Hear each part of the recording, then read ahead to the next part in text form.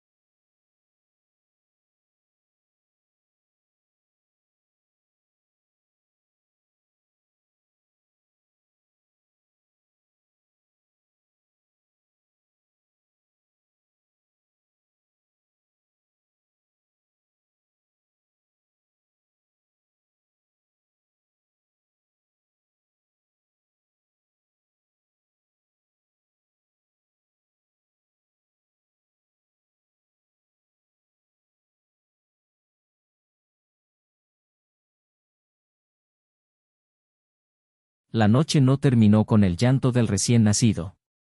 Terminó con una mujer huyendo bajo la lluvia, con el pulso desbocado y la certeza de que la querían muerta. La carretera parecía interminable.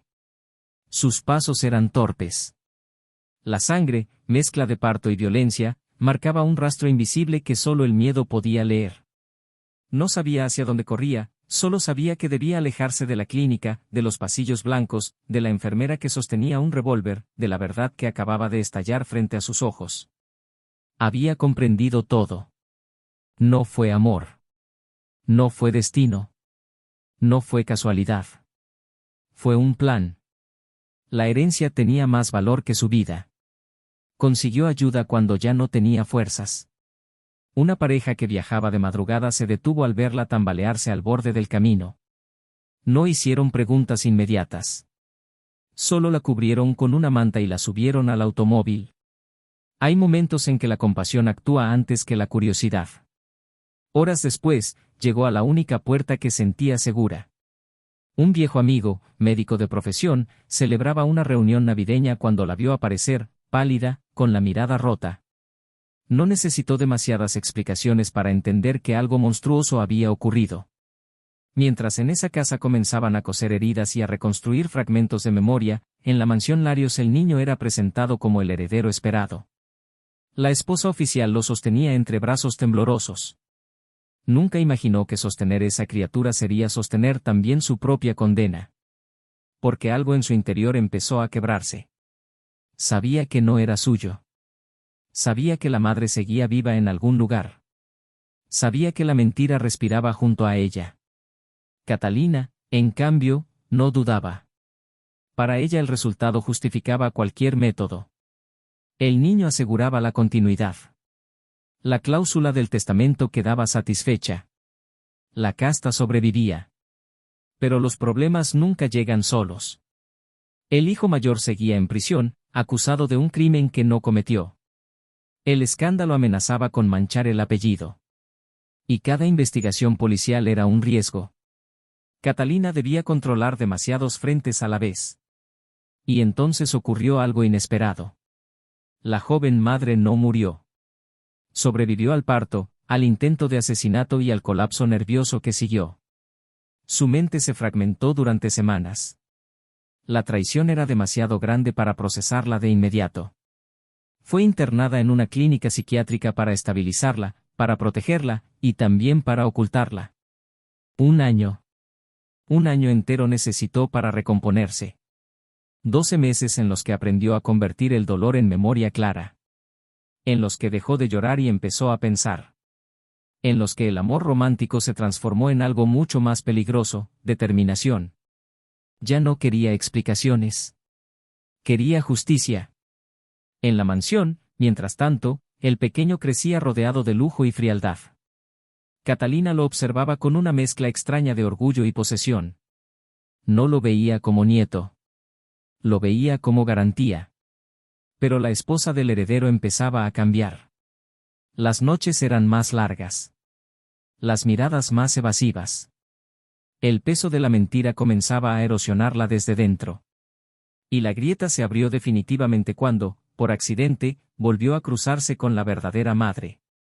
Fue un encuentro inesperado. Breve. Silencioso. Pero suficiente para que ambas entendieran la magnitud del engaño. La joven madre ya no era la muchacha ingenua seducida con promesas. Sus ojos tenían otra luz. No era dulzura. Era estrategia. Comprendió que no podía atacar de frente. La familia Larios no caía con escándalos. Caía con infiltraciones. Así nació su plan. Si no podía recuperar a su hijo por la fuerza, lo haría desde dentro. El hijo mayor fue liberado tras casi un año de batalla legal. Salió marcado por la acusación, por la traición pública, por el abandono. Sentía que el mundo entero lo había señalado como monstruo. Era vulnerable. Y ella lo sabía. Se acercó con suavidad calculada. No como enemiga. No como víctima. Como mujer interesada en comprenderlo. En escucharlo. En darle aquello que nadie le daba, fe. Lo estudió. Descubrió su nobleza enterrada bajo la culpa. Descubrió su necesidad de redención. Y poco a poco, lo enamoró. Pero algo imprevisto ocurrió. En medio de la estrategia, empezó a sentir. Y eso complicaba todo. Cuando reapareció oficialmente en la mansión, ya no era la joven engañada. Era la nueva esposa del hijo mayor. Entró por la puerta principal como parte de la familia. Catalina la miró. Y por primera vez en mucho tiempo, no tuvo control absoluto de la situación. No sabía cuánto sabía. No sabía qué había contado. No sabía qué buscaba exactamente. Pero reconoció el peligro. Las guerras más devastadoras no comienzan con disparos. Comienzan con silencios prolongados en una mesa familiar. La tensión se instaló en cada pasillo. En cada cena. En cada mirada cruzada. La joven madre, ahora esposa legítima, observaba cada cuadro, cada documento, cada habitación. Sabía que el pasado dejaba rastros. Y Catalina, acostumbrada a eliminar cabos sueltos, empezó a notar que alguien estaba siguiendo los hilos que creía enterrados. El niño corría por los jardines sin saber que su existencia era el centro de una batalla invisible. La esposa oficial comenzó a enfermar. Dolores inexplicables. Cansancio extremo. Y un secreto médico que todavía no salía a la luz. El hijo menor empezaba a sospechar que su madre sabía más de lo que había confesado. ¿Y Catalina? Catalina entendió que el equilibrio que había sostenido durante años estaba cambiando. Porque la víctima no solo había sobrevivido. Había regresado. Y esta vez, no huía. Esta vez, cazaba. La mansión ya no era un hogar. Era un campo minado. Cada paso podía detonar un recuerdo, una sospecha, una traición largamente enterrada. La nueva esposa del hijo mayor caminaba por los pasillos como quien mide distancias en territorio enemigo. No necesitaba gritar su verdad, le bastaba observar. Y observar, en una casa construida sobre mentiras, era un acto peligroso. Catalina empezó a dormir menos. No por culpa. Nunca fue culpa. Era cálculo. Intentaba anticipar cada movimiento de esa mujer que había regresado del borde de la muerte. Lo que más la inquietaba no era la acusación directa. Era la paciencia. La serenidad con la que sonreía en las cenas. La forma en que se acercaba al niño sin exigir nada, sin reclamar nada, como si el tiempo estuviera de su lado. Y quizá lo estaba. El hijo mayor, todavía herido por el escándalo que casi destruyó su vida, comenzaba a sentir algo que nunca había sentido dentro de esa familia, apoyo genuino. Ella lo impulsó a participar en los negocios. A revisar contratos. A estudiar balances. A cuestionar decisiones antiguas. Empezó a notar irregularidades. Transferencias sospechosas. Pagos a clínicas privadas. Donaciones encubiertas. Nombres repetidos en facturas de años atrás. Entre esos nombres, uno llamó su atención, el médico de aquella clínica apartada donde, según los registros, había funcionado un discreto centro geriátrico. Pero los documentos hablaban de algo más antiguo. Algo relacionado con una maternidad. Catalina percibió el cambio en el ambiente antes de ver las pruebas. La secretaria personal, fiel hasta el miedo, comenzó a titubear. Su nerviosismo era casi audible. Sabía demasiado. Había visto demasiado. Y el miedo, cuando se acumula, termina buscando salida. La esposa del hijo mayor detectó esa fisura. Se acercó sin presionar, sin exigir confesiones. Solo sembró una idea: la verdad tarde o temprano sale a la luz, y quien la guarda termina siendo cómplice. La secretaria dudó por primera vez. Mientras tanto, la esposa oficial del heredero empezó a recibir diagnósticos médicos preocupantes.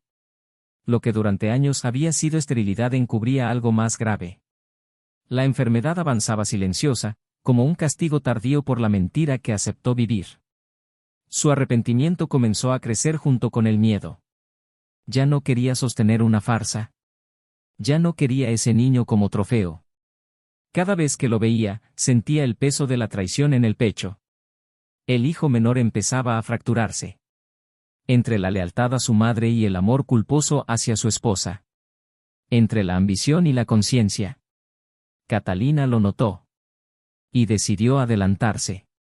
Reunió a sus hijos por separado. Les habló de enemigos externos. De conspiraciones. De la necesidad de proteger el apellido. Les recordó que el poder atrae ataques y que la sangre obliga a cerrar filas. Pero algo había cambiado. Ya no todos la miraban con obediencia ciega.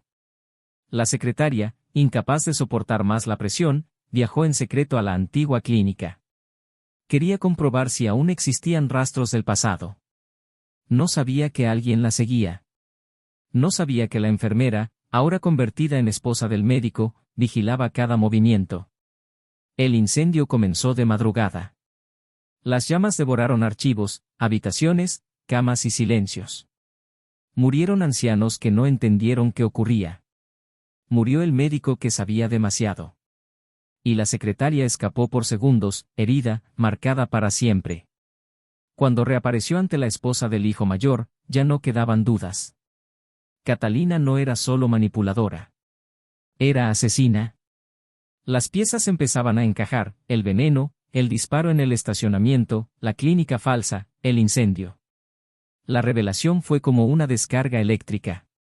Pero la prueba definitiva aún faltaba. Existía un objeto que podía desmoronar el mito del ojo perdido, un prendedor con un falso ojo de vidrio que el patriarca había mandado fabricar años atrás, como burla silenciosa al engaño de su esposa. Si ese objeto aparecía, demostraba que el parche nunca ocultó una herida real. La esposa del hijo mayor decidió buscarlo. Entró a la habitación de Catalina aprovechando una distracción. Cada cajón abierto era una apuesta contra la muerte. Encontró joyas, documentos, cartas antiguas, y finalmente, una caja pequeña de terciopelo. Dentro, el prendedor. El falso ojo brillaba con ironía. Y entonces sintió la presencia detrás de ella. Catalina no gritó. No hizo escándalo. Cerró la puerta con suavidad. La tensión era absoluta. Durante segundos interminables, se miraron en silencio. Dos mujeres que entendían que ya no había regreso posible. Catalina intentó arrebatarle la caja. Hubo forcejeo. Una caída. Un objeto que golpeó el suelo. La amenaza no fue explícita, pero estaba en el aire: quien saliera viva de esa habitación ganaría tiempo. La esposa del hijo mayor logró escapar. Pero ahora la guerra era abierta. La policía empezaba a sospechar. Las versiones de la enfermera sobre el incendio no coincidían. Los antiguos pagos del consorcio reaparecían en investigaciones financieras. El nombre de Catalina comenzaba a circular en informes confidenciales. Y entonces, en un acto de desesperación calculada, Catalina tomó una decisión drástica. Organizó una fiesta de disfraces en la mansión. Una celebración aparentemente frívola, pero estratégicamente diseñada para confundir, para diluir sospechas, para medir lealtades. La noche del evento, entre máscaras y risas forzadas, apareció una figura que heló la sangre de todos. Era ella. Vestida exactamente con la gabardina, la peluca rubia y los lentes oscuros que describían los testigos de los asesinatos. No dijo una palabra. Solo caminó entre los invitados, deteniéndose frente a Catalina. El silencio fue más fuerte que cualquier acusación. Catalina sonrió, pero por primera vez, el gesto no fue perfecto. Porque entendió que alguien no solo conocía su secreto. Alguien estaba dispuesto a exhibirlo ante el mundo. Y esa noche, mientras la música seguía sonando y las máscaras ocultaban identidades, Catalina comprendió algo aterrador. El control se le estaba escapando. Y cuando una depredadora pierde el control, se vuelve más peligrosa que nunca. La fiesta terminó, pero el eco de aquella aparición no se disipó con la música. Catalina permaneció inmóvil durante largos minutos después de que la última máscara abandonara el salón. Nadie había dicho nada explícito. Nadie había señalado directamente. Sin embargo, el mensaje estaba claro: alguien conocía el uniforme de la muerte. Y lo había usado frente a ella. Esa noche no durmió. Repasó mentalmente cada rostro, cada gesto, cada aliado. Necesitaba identificar al traidor antes de que la traición se consolidara en prueba judicial. Porque una sospecha podía manejarse. Una evidencia, no. Mientras tanto, en otra ala de la casa, la esposa del hijo mayor observaba el prendedor con el falso ojo bajo la luz tenue de una lámpara. No era solo un objeto. Era la grieta definitiva en el mito. La confirmación de que toda una vida había sido edificada sobre una mentira calculada. Pero aún no bastaba. Necesitaba que más piezas cayeran. La secretaria sobreviviente, debilitada pero lúcida, decidió romper el silencio por completo. Reveló el nombre del veneno utilizado años atrás. Describió el disfraz. Confirmó las amenazas. Cada palabra era una carga explosiva contra Catalina. La policía empezó a moverse con cautela. El comandante a cargo sabía que enfrentaba a una mujer inteligente, fría y con recursos ilimitados. No podía precipitarse. Necesitaba testimonios firmes, pruebas cruzadas, registros financieros. Catalina percibió el cerco antes de verlo. Y cuando percibía peligro, actuaba. Llamó a su hijo menor. Esta vez no le habló como madre dulce ni como estratega empresarial. Le habló como líder de manada. Le confesó lo indispensable para asegurar su complicidad. Le explicó que había hecho lo necesario para proteger la sangre. Que todo había sido por él. El joven quedó paralizado. Escuchar de labios de su madre la confirmación de varios asesinatos no era algo que pudiera procesarse con facilidad. Pero el miedo a perderlo todo, el miedo al escándalo, el miedo a la ruina, lo inmovilizaron. La esposa oficial, enferma y cada vez más debilitada, comenzó a ver con claridad el monstruo que había ayudado a sostener. Su diagnóstico fue definitivo: cáncer avanzado. El tiempo ya no era una promesa extensa. El arrepentimiento se volvió urgente. En secreto, devolvió el niño a su verdadera madre. Fue un momento silencioso, sin discursos heroicos. Solo una mujer agotada entregando lo único que podía redimir parcialmente sus actos. Entre lágrimas, pidió perdón y rogó que el pequeño creciera lejos de aquella oscuridad. Ese gesto alteró por completo el tablero. Catalina perdió su ficha más importante sin saberlo de inmediato. La policía, fortalecida por los testimonios, decidió interrogarla formalmente. El comandante acudió a la mansión con una orden de comparecencia.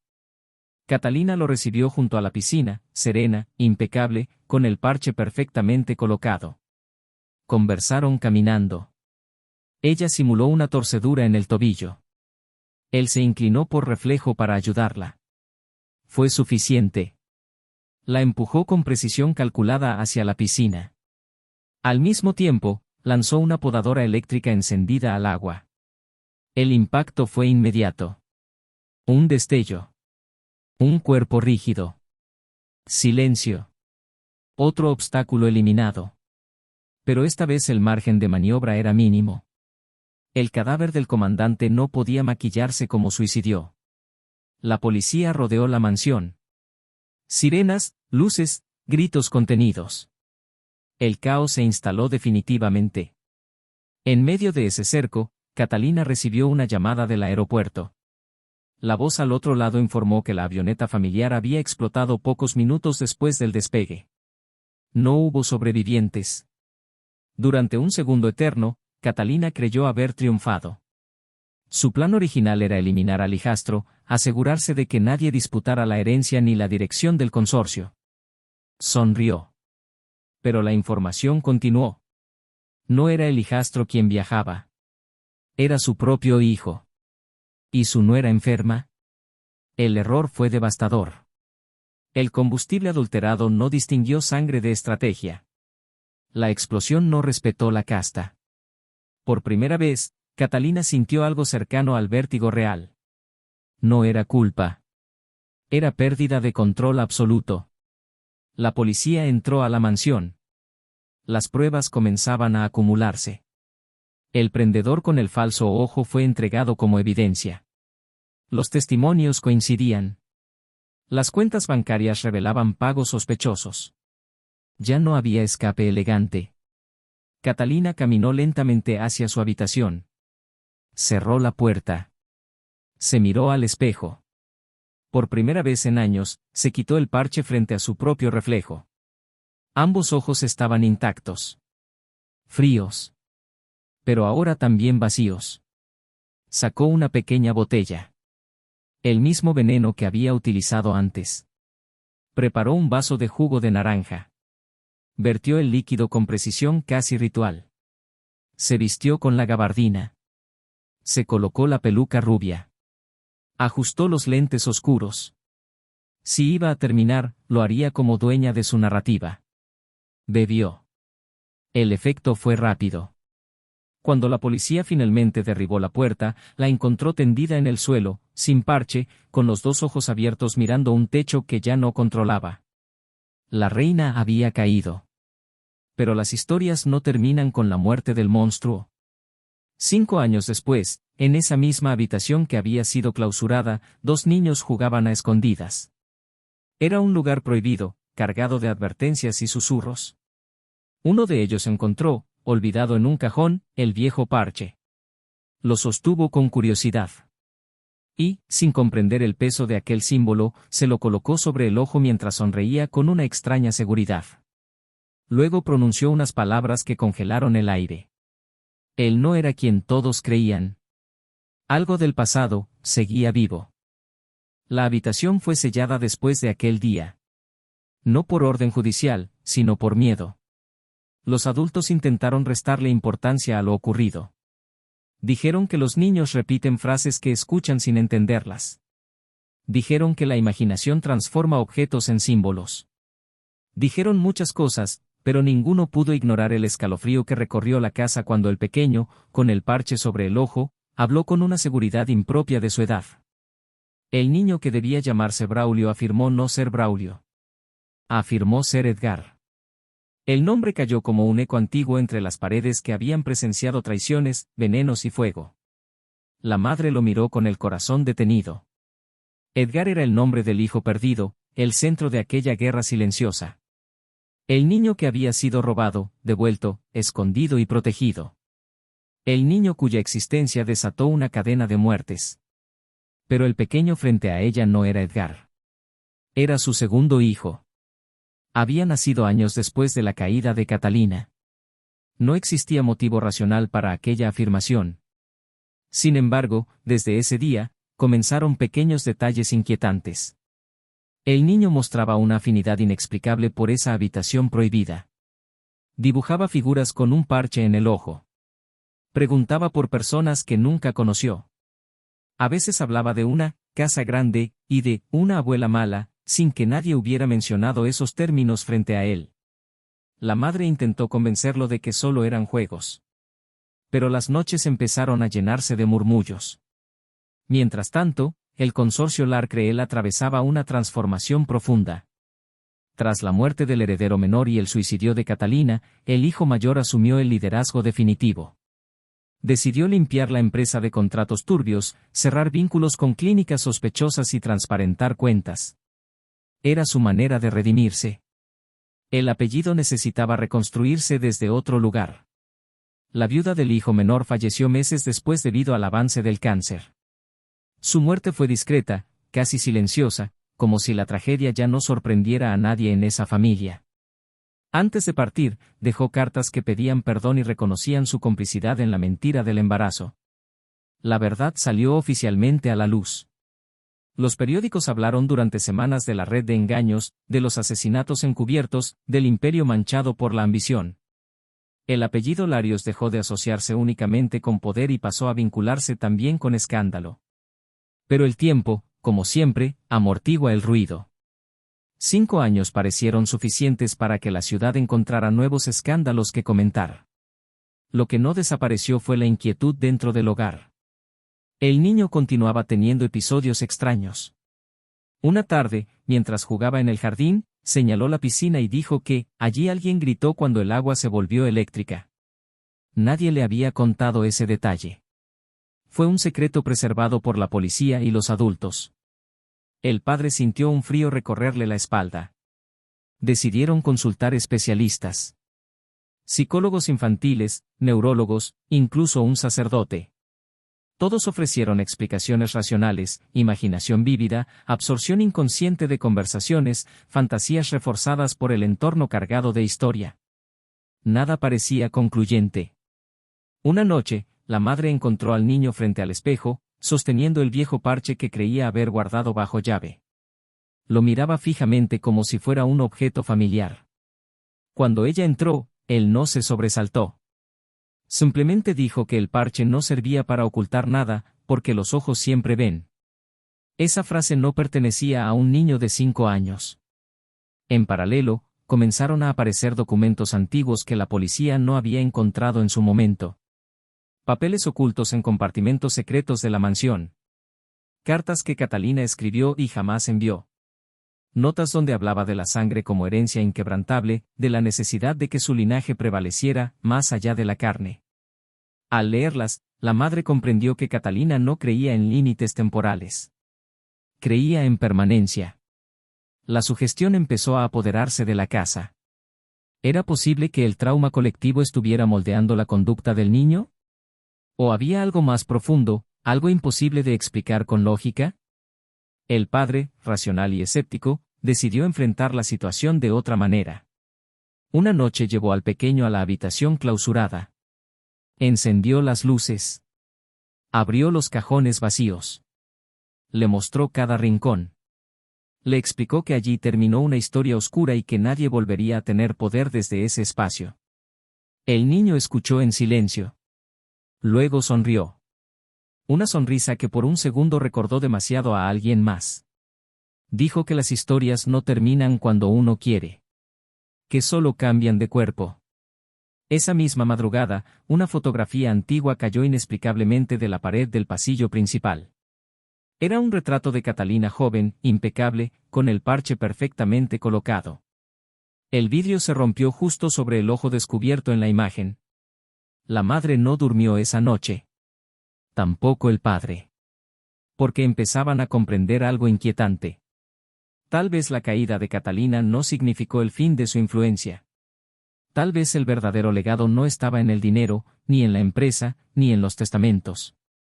Tal vez la casta, como ella decía, iba primero. ¿Y si la casta era lo primero? ¿Hasta dónde podía extenderse su sombra? El silencio en la casa ya no era descanso. Era vigilancia. Después de la caída del retrato, decidieron retirar todas las fotografías antiguas. Guardaron el parche en una caja fuerte. Cerraron definitivamente la habitación donde Catalina murió. Cambiaron muebles de lugar, repintaron paredes, intentaron borrar cualquier vestigio físico del pasado. Pero la memoria no se elimina con pintura. El niño comenzó a tener sueños recurrentes. No eran pesadillas típicas. Eran escenas detalladas.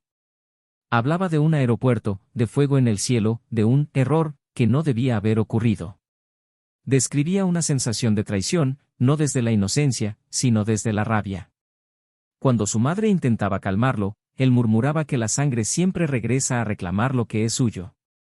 Aquella frase era casi una repetición exacta de una de las cartas ocultas de Catalina. La inquietud dejó de ser solo emocional y se volvió estratégica. El padre decidió investigar algo que jamás había considerado, los archivos médicos de su familia. Solicitó estudios genéticos completos. Quería descartar cualquier condición hereditaria que explicara la conducta del niño. Quería ciencia, no superstición. Los resultados no revelaron anomalías alarmantes. Biológicamente, el niño era quien debía ser. Sin embargo, la mente humana no se reduce a ADN. Mientras tanto, el consorcio Larcreel enfrentaba una nueva amenaza. Un antiguo socio apareció reclamando indemnizaciones relacionadas con las clínicas que habían sido incendiadas años atrás. Afirmaba tener pruebas de que los fondos utilizados provenían directamente de órdenes internas de la familia. El pasado financiero volvía a abrirse.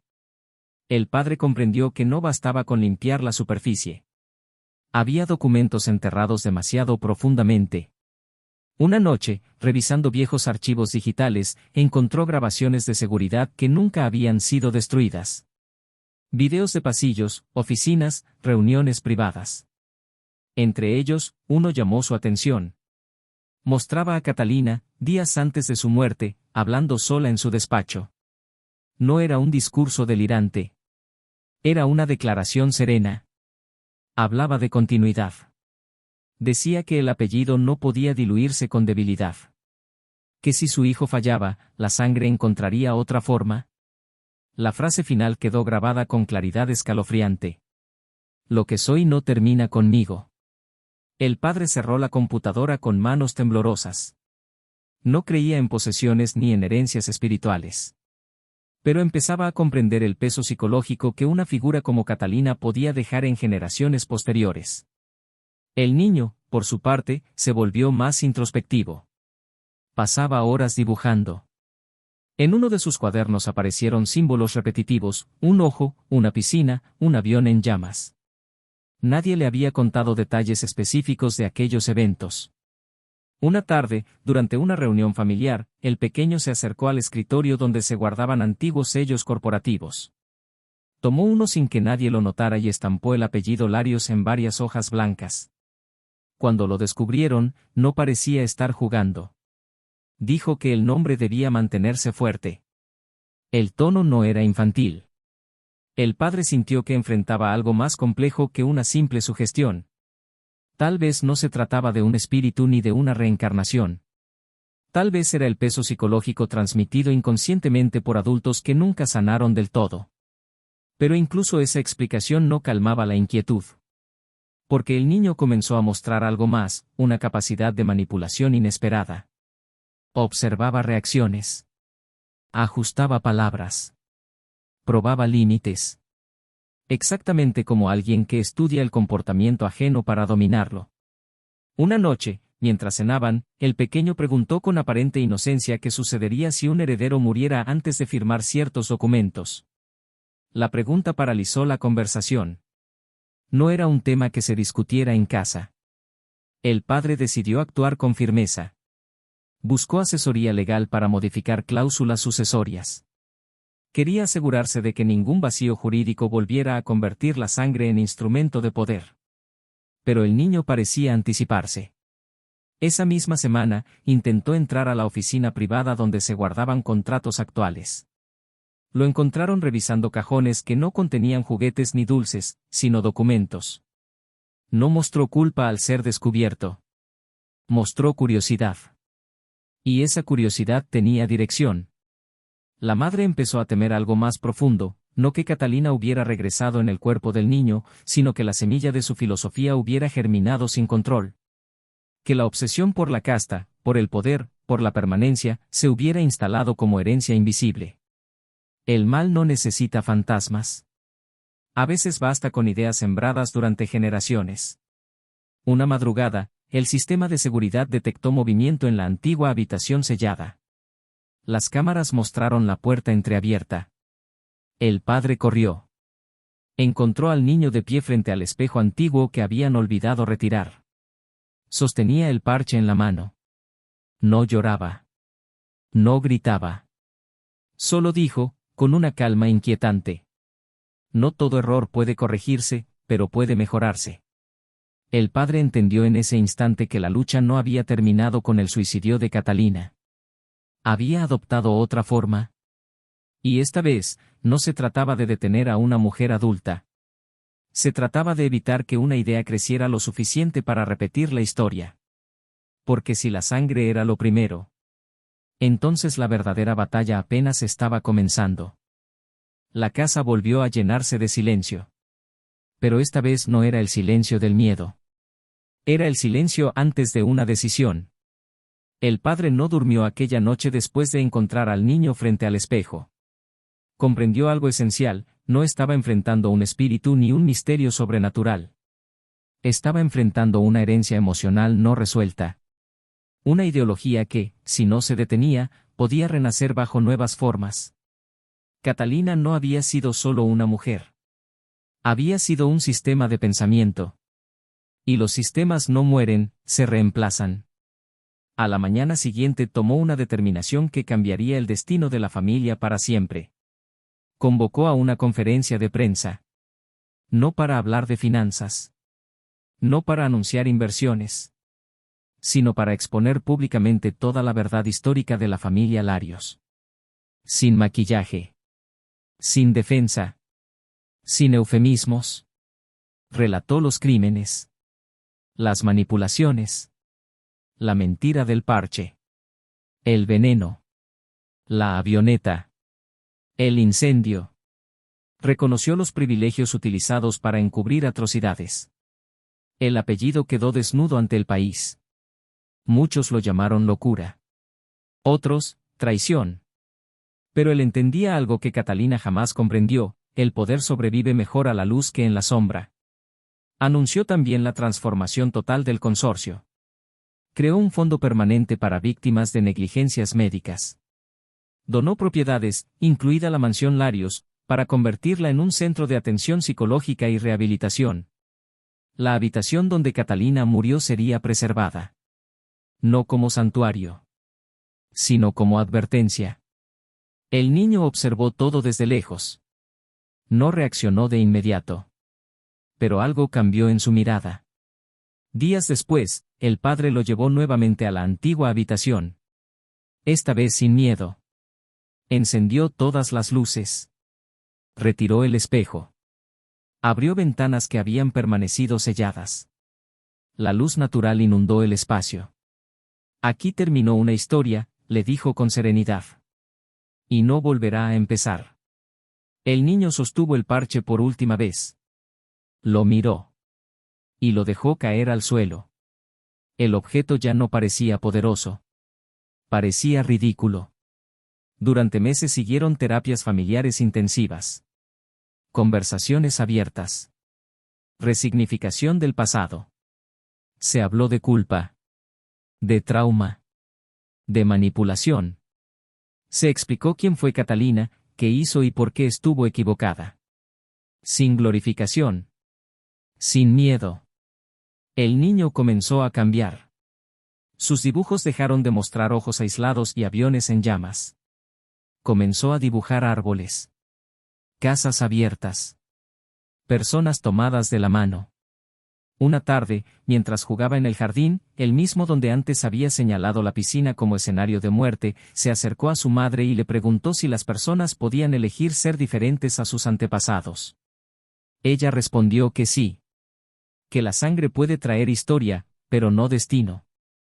Esa noche, el padre entró por última vez a la habitación ya transformada en sala terapéutica.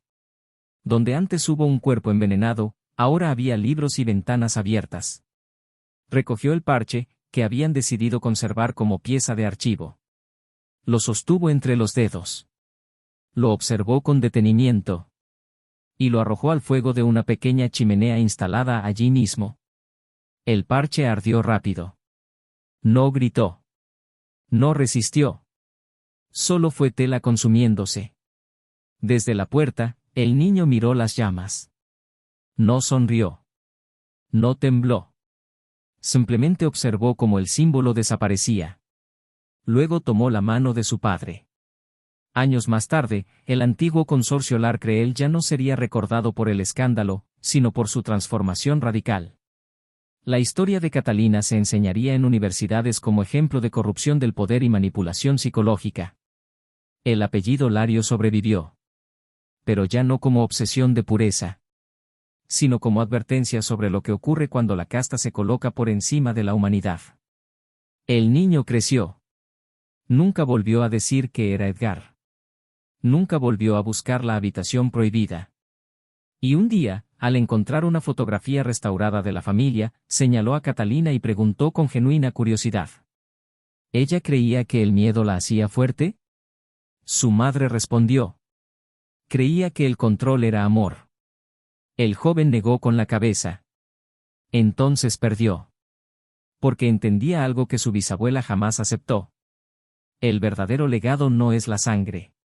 Es la decisión de romper el ciclo. Y así, donde una vez reinó el veneno, el fuego y la mentira, quedó solo una verdad sencilla y poderosa. La historia no la escribe quien domina. La escribe quien se atreve a cambiarla. Y esta vez, la casta no fue lo primero. Fue lo último en caer. Fin. pero recuerda. No olvides suscribirte y darle clic a la campanita si te gustó esta radionovela. Así nos ayudas a crecer el canal. Cada semana tendremos 3 radionovelas nuevas, basadas en grandes éxitos televisivos de Latinoamérica. Hasta el próximo capítulo.